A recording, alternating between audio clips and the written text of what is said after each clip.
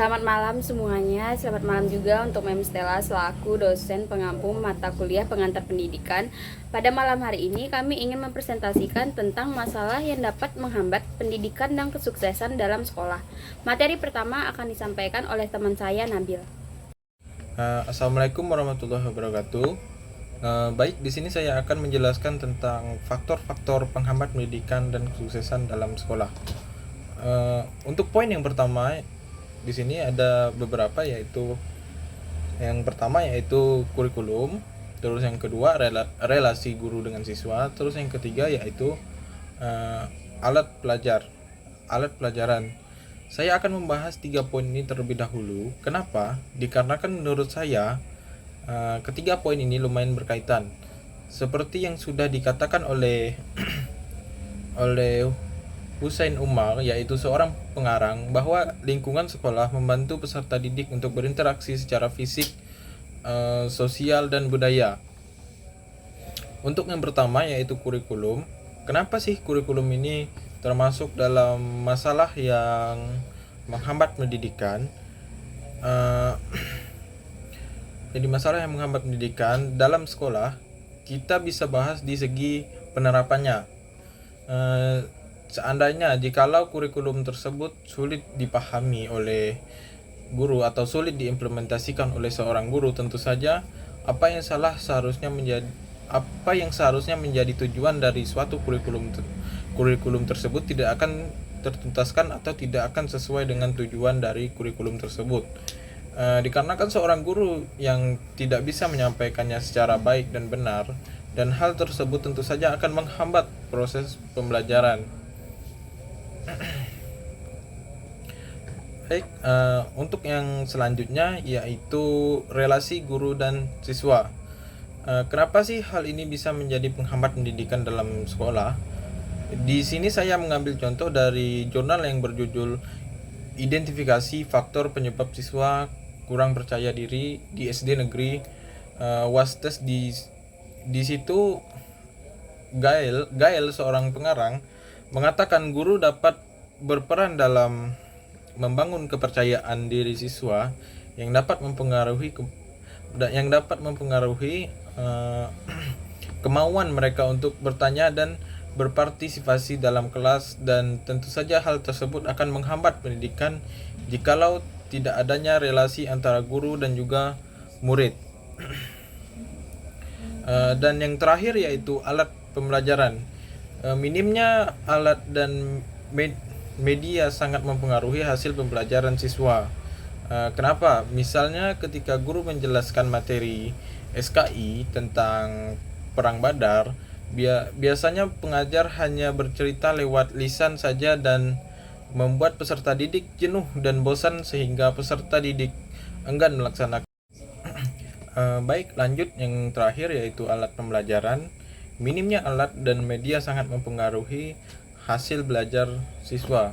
Misalnya ketika guru menjelaskan materi SKI misalnya tentang Perang Badar, biasanya pengajar hanya bercerita lewat lisan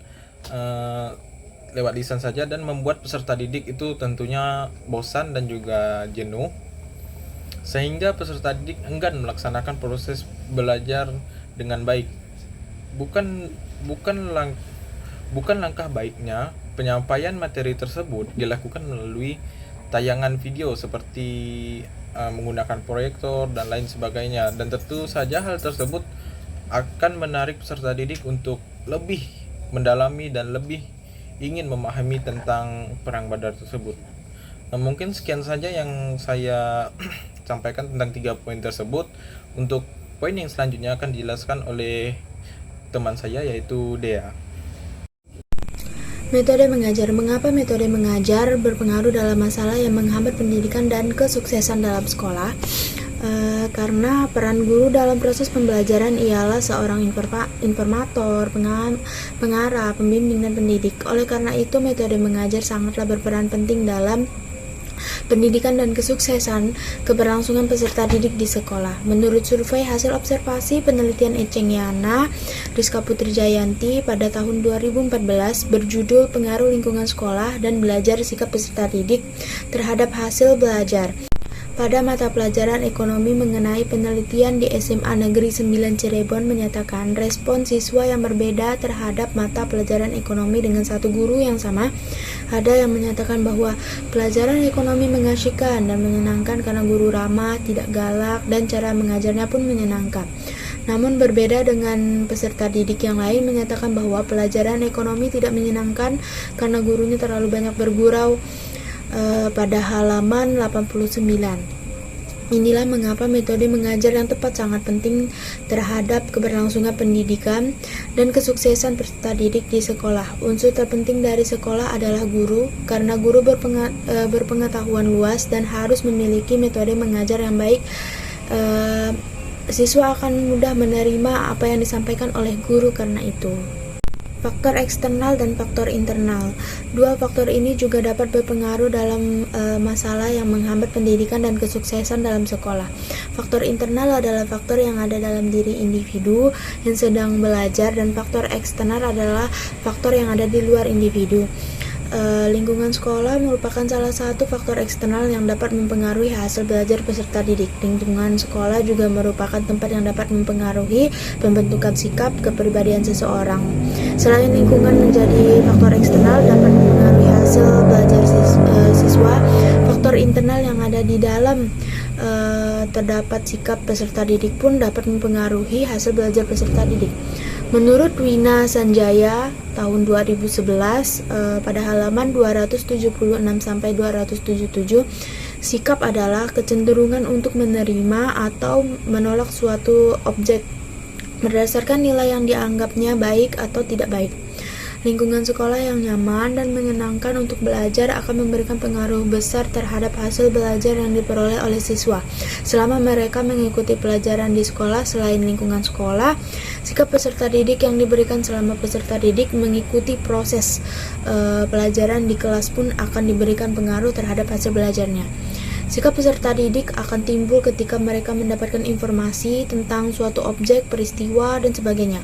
Siswa yang memberikan sikap yang positif akan menghasilkan hasil yang positif pula. Sedangkan sikap yang diberikan oleh siswa tersebut adalah sikap negatif, maka hasil yang diperoleh pun akan negatif. Selanjutnya, solusi dari permasalahan yang kami akan bawakan dijelaskan oleh pemateri Nandito. Assalamualaikum warahmatullahi wabarakatuh. Perkenalkan, nama saya Nandito Febri Adiansyah dari kelas PPAPK kelompok 2. Baiklah, di sini saya akan melanjutkan materi dari saudara Nabil Misbahuddin, yaitu tentang faktor-faktor penghambat pendidikan dan kesuksesan dalam sekolah. Apa-apa saja solusi dari materi-materi yang telah disampaikan?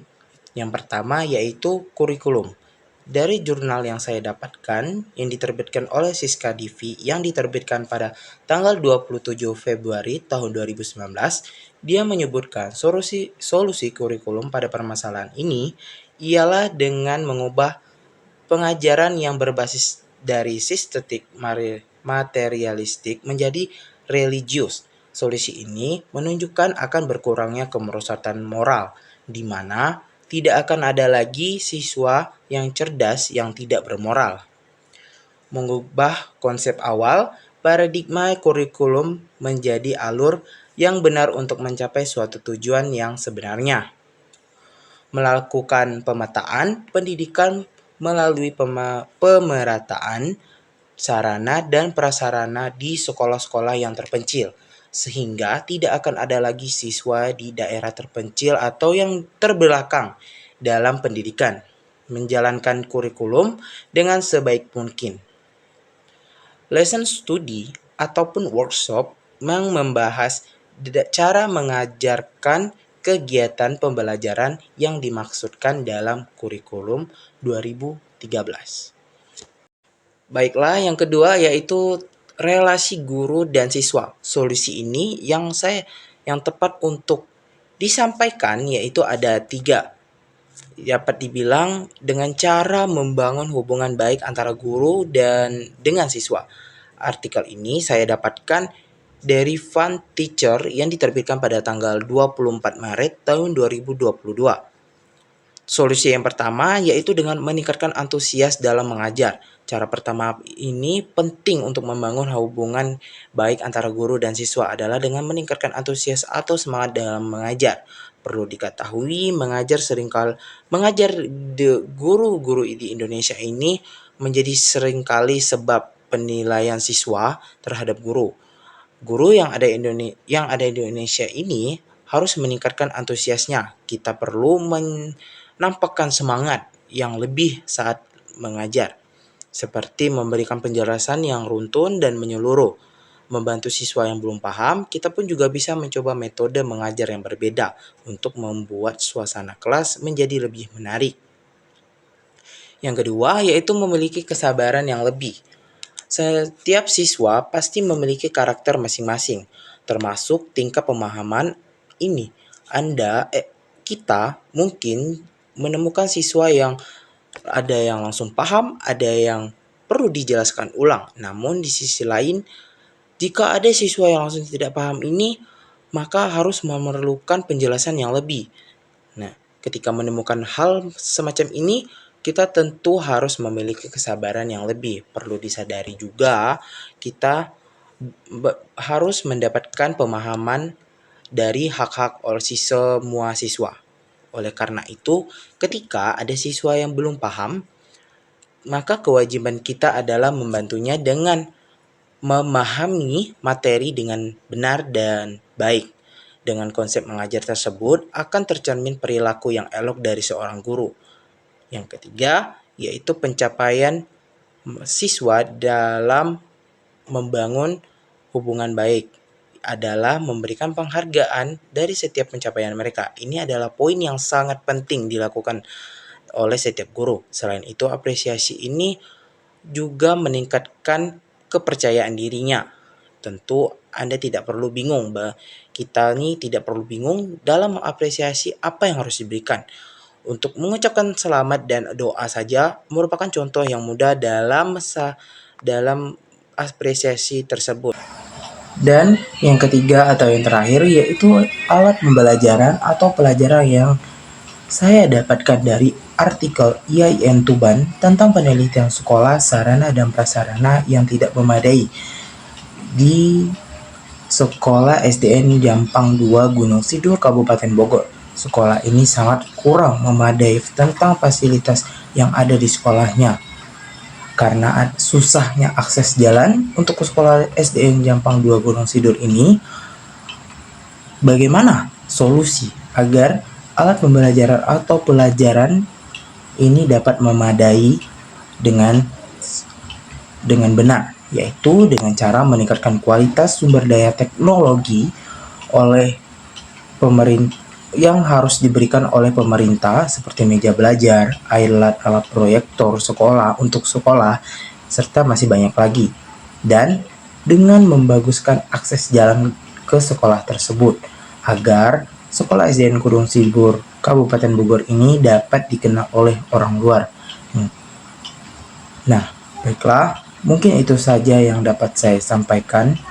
Kurang lebihnya mohon dimaafkan. Selanjutnya, pemateri ini akan disampaikan oleh Indah Anggela. Perkenalkan, nama saya Indah Anggela. Di sini saya akan menyampaikan solusi metode pembelajaran yang sudah dijelaskan oleh teman saya Dea tadi. Di sini saya ambil dari jurnalnya abang tingkat kita, yaitu Bang Mutainah Rusyarso Imran.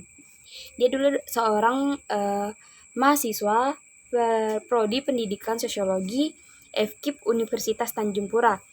Penelitiannya itu berada pada Sekolah Mas Al Jihad Pontianak, tepatnya di kelas 9 pada pembelajaran sosiologi. Di situ dia menyatakan ada beberapa metode yang salah, yaitu ceramah, tanya jawab, penugasan, sehingga membuat pembelajaran terasa membosankan dan terasa tidak asik dan tidak menyenangkan. Di sini dia menyatakan solusinya, yaitu dengan menggunakan strategi yang dapat dilakukan, yaitu PAIKEM, pembelajaran aktif, inovatif, kreatif, efektif, dan menyenangkan. Kalau aktif itu pertama dimulai dari gurunya, dan contoh seperti guru harus datang setiap ada pembelajaran yang yang sedang berlanjut, yang diajari oleh dirinya, karena guru adalah contoh bagi murid-muridnya. Jika guru tidak hadir, maka muridnya akan acuh dan tidak akan peduli untuk mengikuti pembelajaran tersebut. Yang kedua, ada inovatif. Guru yang menggunakan metode teknologi, yaitu guru yang tidak ketinggalan zaman, guru yang menggunakan metode pembelajaran yang terbaru seperti menggunakan infocus dan lain-lain. Ya, yang ketiga ada kreatif, guru yang tidak ketinggalan zaman. Dalam hal ini kita ambil contoh dalam memberikan tugas, yaitu dengan guru memberikan penugasan untuk mencari fenomena-fenomena yang terjadi pada saat ini di sosial media. Dan keempat, ada efektif. Guru yang membuat suasana belajar yang baru agar murid dapat mengerti tentang pembelajaran dengan cara lain. Seperti contohnya, guru dapat memberikan atau membagikan kelompok belajar. Dan yang kelima, yaitu menyenangkan. Guru yang tidak kaku, yaitu guru yang dapat berbaur, guru yang dapat bergurau, guru yang dapat membuat anak muridnya nyaman terhadap dia. Dan juga guru yang jika mengajar dia tidak berdiri di satu tempat, melainkan juga berkeliling keliling kelas. Terus juga guru yang tidak pilih kasih atau menyamaratakan semua perhatiannya. Dan di sini saya akan lanjut tentang solusi internal, yaitu membuat kondisi kelas yang kondusif dan menyenangkan. Seperti halnya guru dapat sebelum memulai pembelajaran, guru dapat meminta muridnya untuk menyanyikan lagu atau mars sekolah, sehingga membuat mereka semangat untuk memulai pembelajaran. Yang ketiga itu solusi eksternal, membuat suasana kelas yang nyaman, yaitu dengan cara pembagian tempat duduk atau kursi yang tidak sempit dan membuat nyaman murid di saat mereka ingin duduk. Dan juga menyediakan papan tulis, spidol, penghapus, sehingga membuat murid tidak merasa terbebani. Perkenalkan, nama saya Herbima. Baiklah, di sini saya akan menjelaskan tentang dukungan sekolah dalam pendidikan. Pendidikan dapat berasal dari berbagai sumber seperti guru, orang tua, dan sarana prasarana pendidikan. Berikut adalah beberapa pendapat para ahli yang saya ambil mengenai dukungan sekolah dalam pendidikan. Yang pertama itu ialah dukungan sosial guru. Dukungan ini penting bagi siswa karena kehidupan siswa erat kaitannya dengan guru. Dukungan guru yang dirasakan siswa akan membantu siswa untuk lebih berani dan percaya diri, sehingga siswa mampu mengatasi masalah yang dihadapinya. Selain itu, keberanian dan kepercayaan diri siswa juga membantu siswa untuk berani mengambil risiko belajar, mengerjakan, dan menyelesaikan tugas-tugas yang sulit. Dan selanjutnya yaitu dukungan efektif guru yang dirasakan siswa berpengaruh terhadap sense of belonging, academic enjoyment, academic hopefulness, dan efikasi diri akademik siswa. Baiklah, di sini saya akan mengutip sebuah penelitian yang dilakukan di SMA Semesta Semarang. Penelitian ini menunjukkan hasil bahwa tidak terdapat siswa yang merasakan dukungan guru yang sangat rendah, yakni terdiri dari 5 siswa yang termasuk dalam kategori yang merasakan dukungan guru itu rendah. Terus yang mendapatkan dukungan guru yang dalam kategori sedang yaitu sebanyak 116 siswa berada dalam kategori dukungan guru sedang, dan 54 siswa yang berada dalam kategori dukungan guru sangat tinggi. Hal ini menunjukkan bahwa dukungan guru yang didapatkan oleh siswa SMA Semesta Semarang tergolong tinggi. Baiklah, lanjut ke poin yang kedua. Poin yang kedua di sini saya mengambil yaitu dukungan orang tua. Dalam pendidikan, orang tua harus memberikan dukungan berupa kepercayaan dan kesempatan. atau autonomy support, panduan dan arahan, struktur dan perhatian atau empati, involvement secara konsisten. Baiklah, di sini saya mengambil jurnal yang melakukan penelitian di SDN 54 Kaur. Di sini kontribusi dukungan orang tua terhadap proses belajar anak di SDN 54 Kaur, Desa Datang Lebar, 2 Kecamatan Lungkang Kuleh, Kabupaten Kaur. Penelitian ini dilakukan untuk mengetahui kontribusi dukungan orang tua terhadap proses belajar anak di masa pandemik di SDN 54 Kaur, Desa Datang Lebar, 2 Kecamatan. Penelitian ini merupakan penelitian kuantitatif jenis korelasial, yaitu untuk mengetahui adanya pengaruh populasi orang tua siswa kelas 6 SD Negeri 54 Kaur berjumlah 55 orang tua. Dukungan orang tua adalah persepsi untuk bahwa dirinya menjadi bagian dari jaringan sosial yang di dalamnya tiap anggotanya saling mendukung. Di sini saya mengambil dari seorang ahli, yaitu Bahri dan Nurdin. Pada tahun 2019, dukungan orang tua adalah keberadaan, kesedihan, kepedulian dari orang-orang yang dapat diandalkan, menghargai dan menyayangi kita. Pandangan yang sama juga dikemukakan oleh yaitu Maslihah tahun 2011, yang dimana di sini mendefinisikan dukungan orang tua sebagai adanya kenyamanan, perhatian, penghargaan atau menolong orang dengan sikap menerima kondisinya. Dukungan keluarga tersebut diperoleh dari individu maupun kelompok. Pada hakikatnya, orang tua diharapkan mampu berfungsi untuk mewujudkan proses pengembangan timbal balik rasa cinta dan kasih sayang antara anggota orang tua, antara kerabat, serta antar generasi, merupakan dasar orang tua yang harmonis dan bahagia.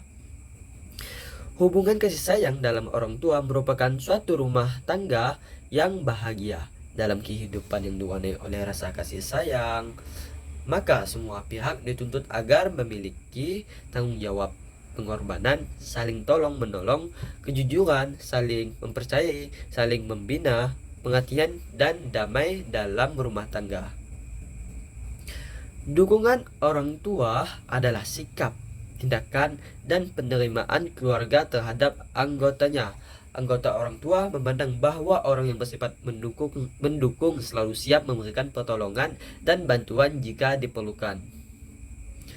Terus poin yang ketiga, yaitu di sini saya mengambil yaitu poin yang tentang dukungan sekolah dalam sarana dan prasarana pendidikan. Tentu hal ini sangat penting dalam menunjang pendidikan. Sarana dan prasarana harus dikelola meliputi bagi ketersediaan dan pemanfaatan sumber belajar bagi guru siswa. Baiklah, di sini saya akan mengambil satu jurnal yang dimana jurnal ini menganalisis tentang dukungan sarana dan prasarana. Dukungan sarana dan prasarana pendidikan dalam manajemen pembelajaran siswa di kelas tadi pada SMA Negeri 3 Medan. SMA Negeri 3 Medan yakni mempunyai mata pelajaran kesenian. Tapi ada kata tapinya nih, tapi tidak mempunyai ruangan seni dan peralatan seninya dalam sistem.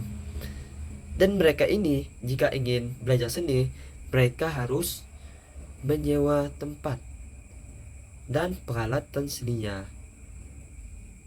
Dan apabila ada perlombaan antar sekolah, padahal di sekolah tersebut mengikuti kegiatan seni seperti pentas seni, suara, seni musik, dan seni tari. Setiap pengelola pendidikan wajib menyediakan fasilitas dan perlengkapan di setiap sekolah. Fasilitas dan perlengkapan ini sangat menunjang terlaksananya tujuan pendidikan. Dukungan sekolah dapat membantu siswa dalam menghadapi tantangan akademik, perkembangan, dan tantangan sosial di sekolah. Dukungan orang tua dan guru juga dapat meningkatkan kemampuan siswa dalam mengatasi rintangan akademik dan membentuk siswa yang aktif, kreatif, dan mandiri dalam belajar.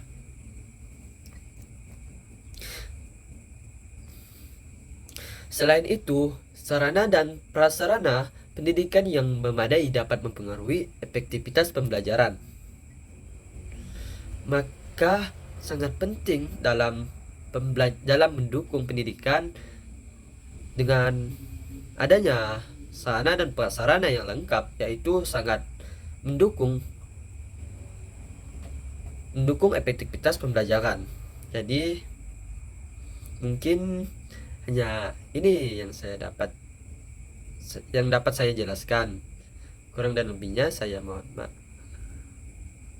Halo, selamat malam. Saya Arif Jupardis. Di sini saya akan menjelaskan tentang contoh-contoh yang dapat mengembangkan bakat siswa atau murid. Saya akan menjelaskan dua contoh yang di dalam negeri dan di luar negeri, yaitu sistem pembelajaran. Contoh pertama yaitu adalah kurikulum di Indonesia. Kita tahu kurikulum Indonesia itu adalah cara pendidikan Indonesia yang masih belum menemukan cara aktivitas yang bagus, bisa dibilang masih naik turun, bahkan kita bisa lihat di hasil statistik di internet banyak sekali bahwa pendidikan Indonesia itu masih kurang. Sekarang saya akan menjelaskan kurikulum merdeka yang saya lihat ini bisa mengembangkan anak-anak bangsa kita. Saya ambilnya dari Lasungmak dari Kemendikbud, jadi saya ringkas untuk menjelaskan secara singkat. Yaitu kurikulum merdeka ada 4 cara pengajarannya, yaitu pendekatan pembelajaran, strategi pembelajaran, metode pembelajaran, dan taktik pembelajaran. Saya akan menjelaskan salah satu-satunya terlebih dahulu, yaitu pertama pendekatan pembelajaran, yaitu titik tolak atau sudut pandang kita terhadap suatu proses pembelajaran secara teori. Secara teori ada jenis pendekatan, yaitu student control approach dan tester approach. Dalam kurikulum merdeka ini seharusnya lebih menekankan pendekatan pusat pada siswa, yaitu tentang student centeredness. Untuk selanjutnya adalah strategi pembelajaran, yakni kegiatan pembelajaran dikerjakan guru dan siswa agar tujuan pembelajaran dapat dicapai secara efektif dan efisien. Dalam hal ini ada 2 jenis strategi pula, yaitu expression discover learning dan group individual learning. Metode ketiga yaitu metode pembelajaran, yakni cara digunakan untuk mengimplementasikan rencana yang telah disusun, bentuk kegiatan nyata dan praktis untuk mencapai tujuan pembelajaran, yaitu mengutamakan metode diskusi, brainstorming, debat, sinopsis, dan sejenisnya dibandingkan metode ceramah. Dan teknik ketiga, teknik dan taktik pembelajaran adalah cara dilakukan guru dalam mengimplementasikan suatu metode secara spesifik, sementara taktik pembelajaran adalah gaya guru dalam melaksanakan metode atau teknik pembelajaran tertentu yang sifatnya individual. Untuk contoh yang kedua, maaf. Jadi inilah contoh yang pertama secara pembelajaran kurikulum merdeka di Indonesia. Selanjutnya contoh yang kedua yaitu saya ambil dari buku Test Like Finland, di mana kita tahu bahwa di Finlandia adalah pendidikan yang sangat maju. Saya ambil dari buku Test Like Finland, yaitu pembuatnya Timothy De Walker. Di buku ini saya telah membacanya. Ada 3 poin saya ambil, yaitu yang pertama, kesejahteraan anak yang utama. Di sana anak-anak sangat diprioritaskan kebahagiaannya terlebih dahulu. Bahkan di sana saya baca di bukunya, yaitu setiap murid belajar 45 menit, selalu istirahat 15 menit. Hal ini membuat anak-anak lebih produktif dan kreatif, yaitu sistemnya disebut yaitu Brackners. Nah, yang kedua, ada hubungan antara guru dan murid. Murid di kelas Finlandia kelasnya sangat sedikit, jadi setiap kelas tuh sedikit siswa-siswanya, sehingga guru bisa mengenali satu persatu murid-muridnya. Terkadang guru di situ menyapa muridnya, makan bersama serta berkunjung ke rumahnya. Kenapa begitu? Tujuannya agar memahami murid-muridnya dan bisa membantu muridnya dalam belajar dan serta mengembangkannya. Yang ketiga adalah memberi kebebasan pada murid. Konsepnya kebebasan sama dengan bahagia. Guru memberikan kebebasan pada murid yang apa yang telah dipelajari, memberikan peluang pada murid untuk bekerja keras dan berkreasi dan berkembang dengan memberikan kebebasan untuk dalam mandiri. Ada murid yang bias, ada murid yang tidak bisa. Contoh diberikan kebebasan untuk jualan, yaitu setelah ia melihat ada yang bisa, namun ada yang tidak bisa. Jadi guru fokus yang tidak membimbing untuk anak-anak yang tidak bisa. Begitu contohnya. Begitulah cara pendidikan di Finlandia yang saya ambil di buku ini. Ada kata-kata menarik yang di akhir buku itu yang tertulis, belajarlah dengan bahagia, membuat kita murid mencintai proses pembelajaran itu sendiri. Jadi tidak menjadi beban, maka kreativitas dan kemampuan kritis akan tumbuh dengan sendirinya. Saya Ryuju Pardi, sekian terima kasih.